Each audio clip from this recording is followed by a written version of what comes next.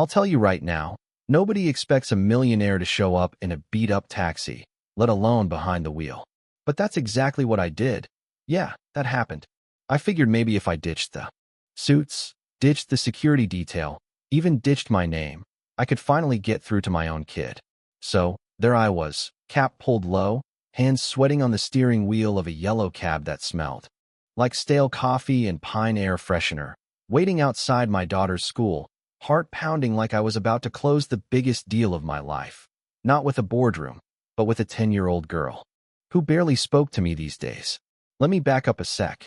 My name's Edward Blake, and on paper, my life looked like one of those glossy magazine spreads, skyscrapers, private jets, meetings stacked. Back to back, every minute accounted for. But at home, all that power didn't buy me much. My daughter Sophia? She floated around the house quiet as a ghost, backpack hugged tight to her chest, eyes darting to the floor every time I promised her I'd show up at her recital or maybe make it to dinner. You know, next time. Yeah, those next times stacked up like bricks. Before I knew it, I was waking up in a cold kitchen before sunrise, clutching a mug just to feel something warm, scrolling through photos of moments I'd missed. Me, always out of the frame, sending flowers. Sending drivers, never sending myself. One morning, sitting there listening to the fridge hum, it hit me, not like a lightning bolt, more like a slow, embarrassing itch. I'd outsourced being a dad the way I'd outsource any other job. I figured if I ever wanted to be more than just a signature at the bottom of a birthday card, I'd have to show up, no armor, no script, just me. So, I grabbed an old jacket, dusted off a cap from some forgotten winter, and called in a favor for a taxi. Didn't even ask questions, just slipped the guy a wad of cash. I practiced sounding humble in the mirror, slowing my voice, trying to imagine what it'd feel like to be the kind of man who waited on other people, not the other way around. Pulling up at Sophia's school felt like stepping onto another planet. Moms crowded the curb, trading glances. There's the Blake kid, always a driver, never her dad. I heard it, and I'll be honest, it stung more than I expected. I kept my head down, fiddling with the meter, my palms glued to the wheel. Sophia stood by the gate, her ponytail a little crooked, shoulders small. She scanned the street for the usual black sedan, found nothing but me. And this scratched-up cab. I almost chickened out, but I forced a smile, tapped the horn, kept my voice low. She hesitated, looked right through me, and finally slid into the back seat. Backpack on her lap like a shield. I asked where she wanted to go, just like any other fare. She rattled off our address, eyes fixed on the window, and we set off into that thick, humming silence you only get with someone you love, but barely know. We passed the grocery store, workers tossing crates, the air thick with oranges and exhaust. Sophia didn't say a word. I tried asking if she liked parks, watched her fingers twist her shoelaces, but all she said was, sometimes. I don't go much. Her voice was so flat, so practiced, it made me ache. Outside, kids ran after each other, laughing about the park, and she just watched, face pressed to the glass, wanting something she'd never say out loud. Stopped at a light. A couple of women walked by, whispering about that Blake girl. Her dad's always gone.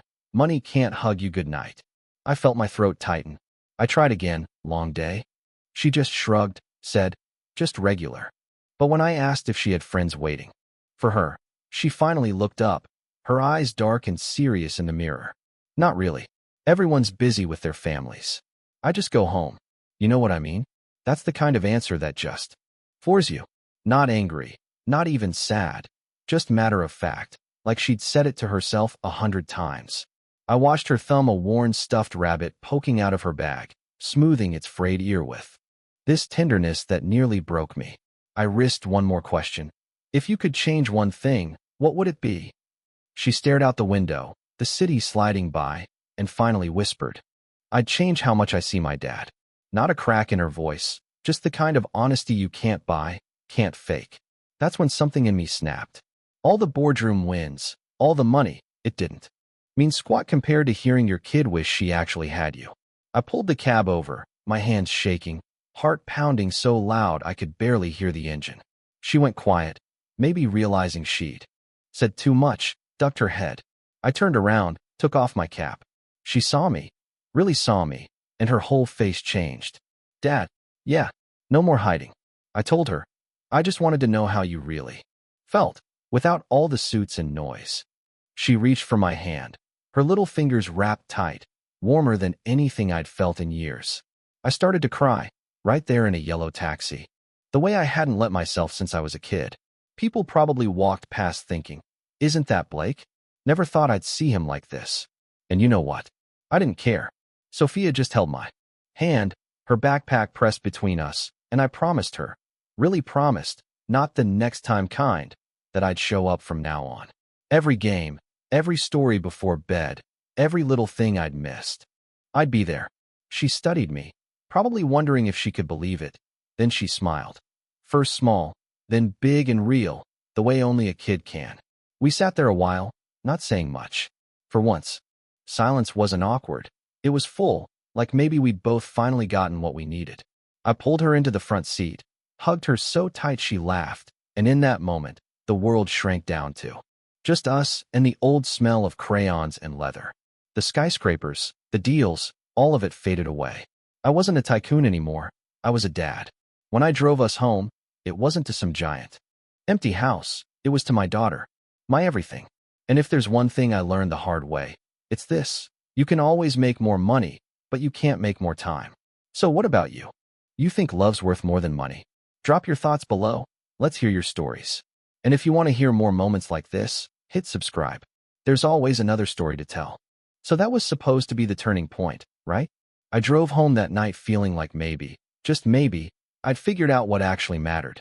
You know the feeling, like the first time you finally breathe after holding it for years.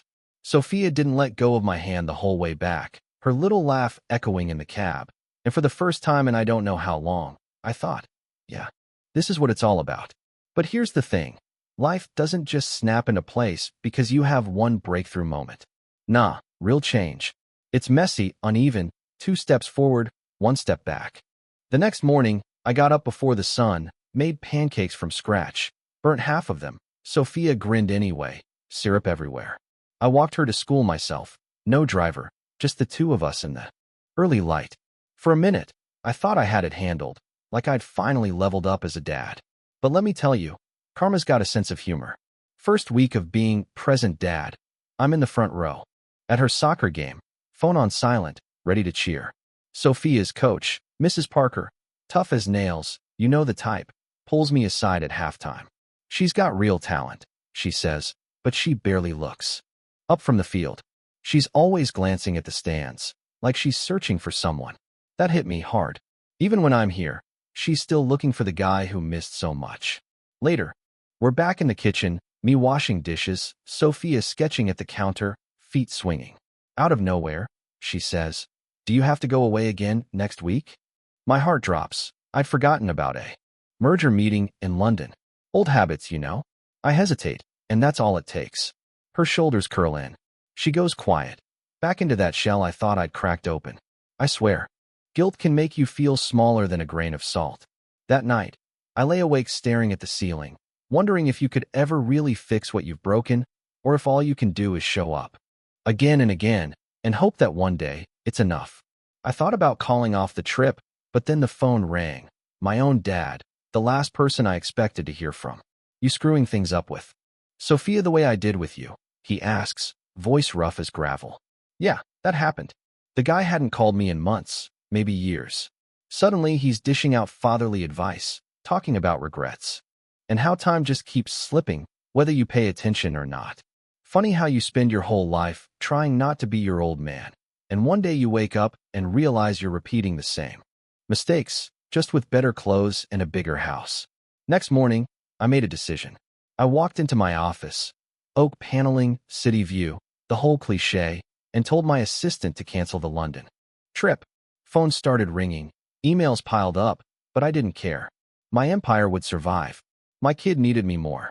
I took Sophia out of school early, didn't tell her where we were going, just picked her up in that same yellow taxi, both of us grinning like bandits. We drove down to the beach, wind in our hair, shoes off, waves cold and sharp on our ankles. We built the most lopsided sandcastle you've ever seen. She called it the Blake Tower of Second Chances. We ate hot dogs, got mustard on our shirts, let the tide wash the sand off our toes. She told me about her favorite books, her weird dreams, the kid in class who says he's allergic to broccoli but really just hates green stuff. For the first time, I wasn't thinking about deals or deadlines. I was there, really there. The world got small enough to hold in two hands. But here's the twist, the kind you don't see coming until it's too late. Sitting there on the sand, Sophia looks up at me and says, "I think you're better at being my dad when you stop trying so hard." She meant it as a compliment, but I'll admit, it stung. All the grand gestures, the big promises, they mattered less than just showing up and listening, letting the day unfold. I laughed, ruffled her hair, told her, "Yeah, you're probably right. Maybe you should be the boss from now on." On the drive home, I realized something big, the real work wasn't about one dramatic apology or some fancy disguise. It was the small stuff, over and over. The everyday moments where you just choose to be present, even when it's hard, even when you mess up. Sophia leaned over from the back seat, her voice soft. "You know, Dad, you don't have to be perfect. You just have to be here. That's it. That's the whole secret." We pulled into the driveway, sky glowing pink behind the house. Sophia jumped out, backpack bouncing, yelling for me to race her to the door. I let her win, of course. For once, I didn't mind losing.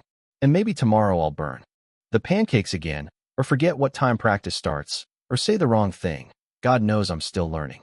But now, every mistake is just another way to show up. Another shot at building something real. So, what do you think? Can people really change? Or are we all just running in circles, trying to outrun our past? Let me know in the comments. And if you want to see what happens next, or hear more stories like this, hit that subscribe button. Because, trust me, the story's not over yet.